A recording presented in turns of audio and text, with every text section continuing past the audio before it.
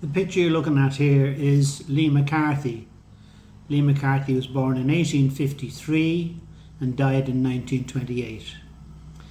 He designed and donated the MacCarthy Cup to the GAA in 1920.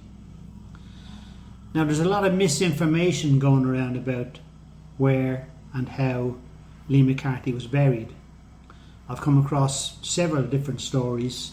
Some say that he died in a pauper's grave.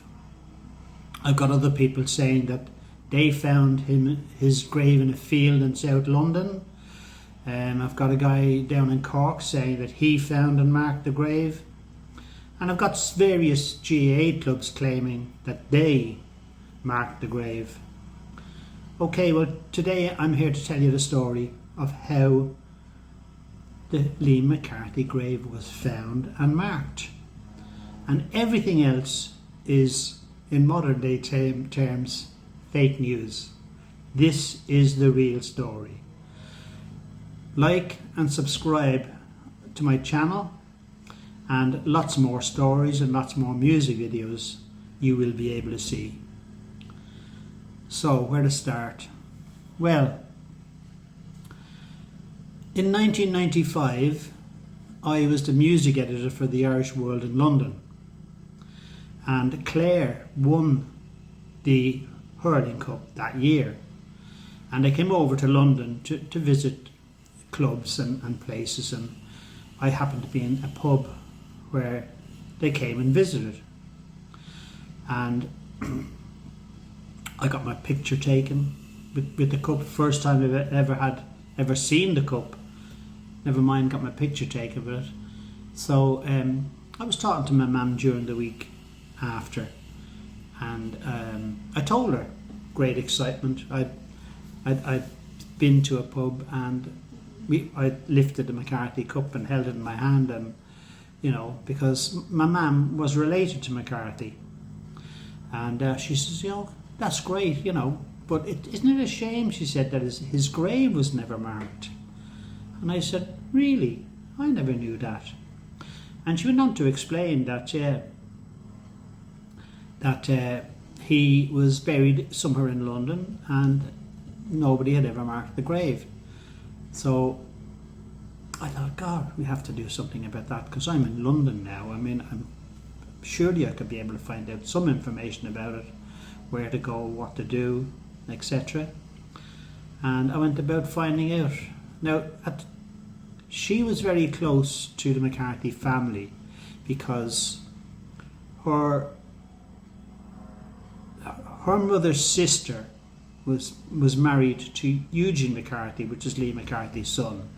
I'd have to work that out. That's an Irish way of saying things. But yes, so Eugene MacCarthy would have been my mum's uncle. And they used to come to Ireland every year, actually, to see the final at Croke Park, and they'd come and visit us. I just knew them as Uncle Jean and Aunt Maggie.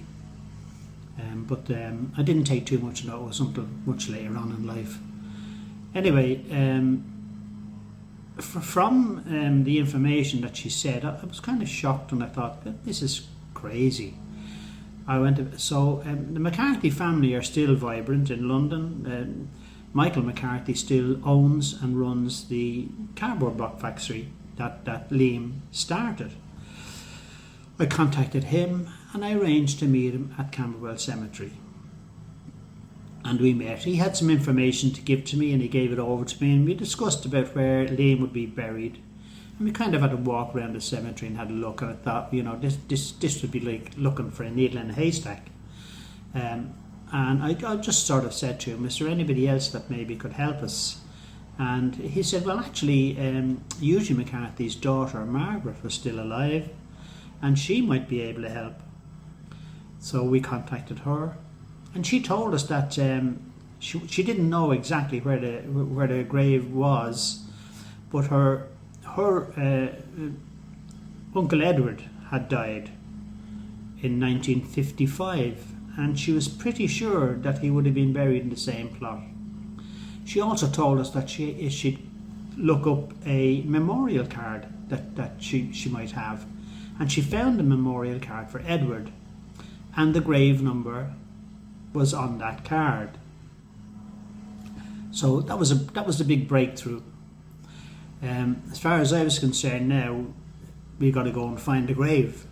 So off I went to Camberwell Cemetery office, and they looked up the books, looked at the grave number, and they were able to confirm, yes, there are 3 people in the grave.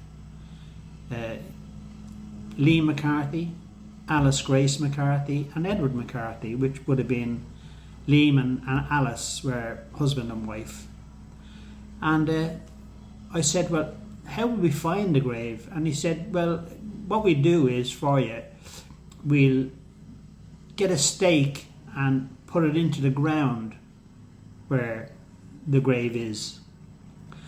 From then, I got word that they'd put the stake in, and up I went with Michael MacCarthy, and we walked through the grave until we found the stake. It was up at the top of the cemetery, so it's quite a bit of away from the gate, the entrance.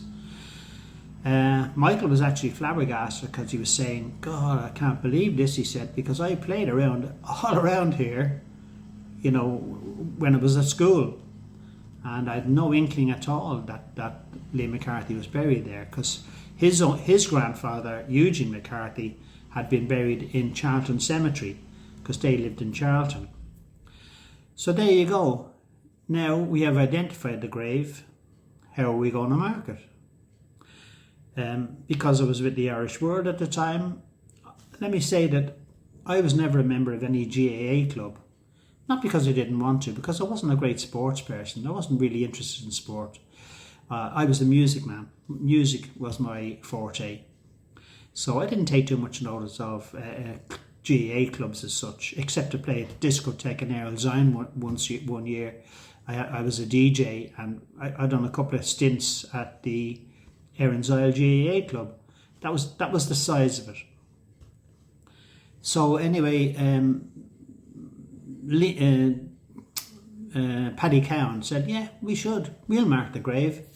And he arranged a headstone to be made. He got a couple of sponsors to pay for it. And we decided then in 1996 that we were going to mark it.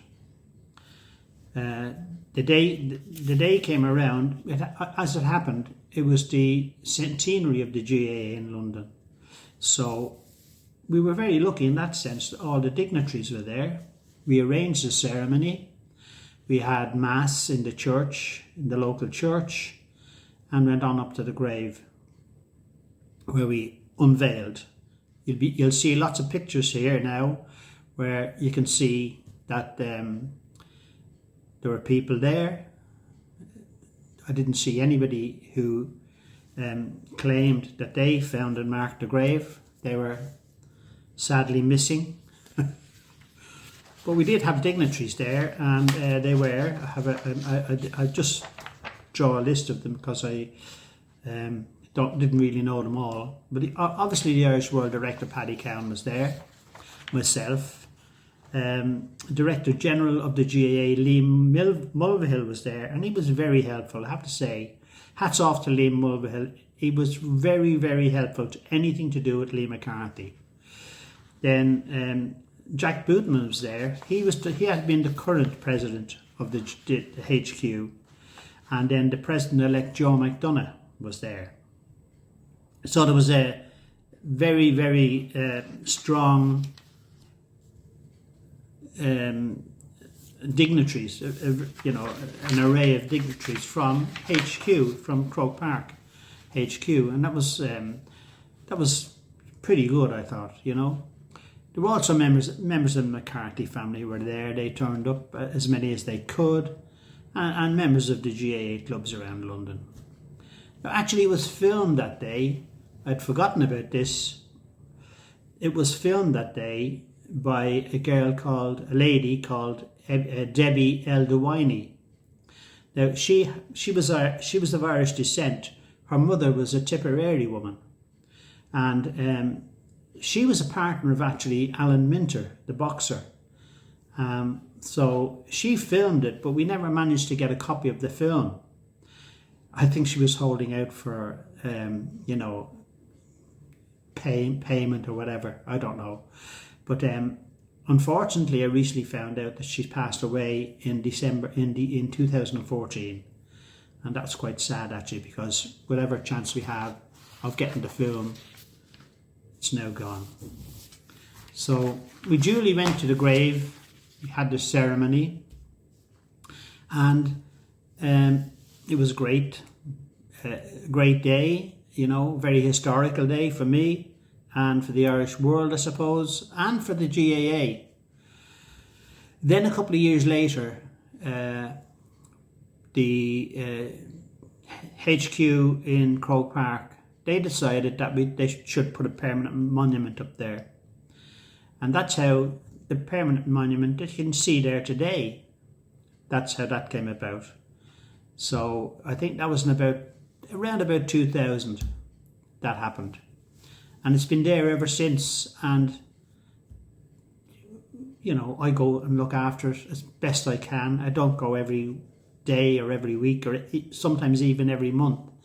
But I drop by every now and then when I'm passing just to check out, make sure everything's okay. And lately, for the first time, a group of people, Irish people, gathered on Easter Sunday or Easter weekend, and you'll see photographs of it here. I'll put them up. You can see that they're the first people that really took any notice of Liam and where he was buried. There was a hurling team. The hurling team that won in 1996, the Wexford hurling team, they came, and I was very, very proud that they came, and they brought the cup back to the grave. And that's the first time that anybody had brought the cup back to the grave. And that, to me, was one of the best things about the GAA hurling club in Wexford. It's a great thing to do.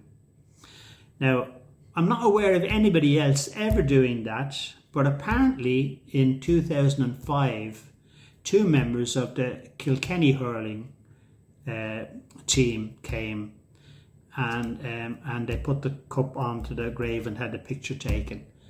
If I have a picture, I'll put it up. So there you go. There's the story.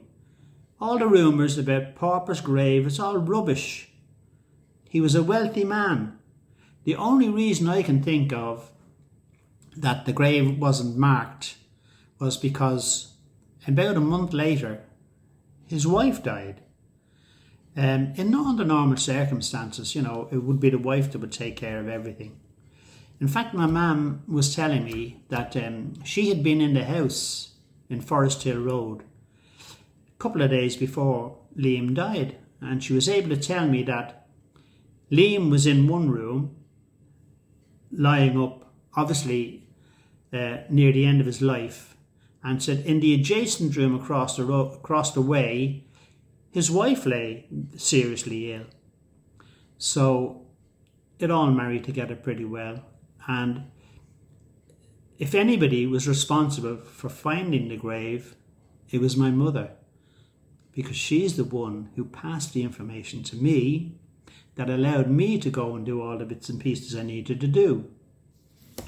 Anybody who wants to read the story, here's a plug. That's my book. The whole story is in there. And I'd happily send anybody, a free copy of the book if they make a donation towards the postage and towards maybe the upkeep of the grave. Up to you. So there you go. That's the story. And that's a true story. Please like and subscribe, and I'll put up some more videos soon. Thank you.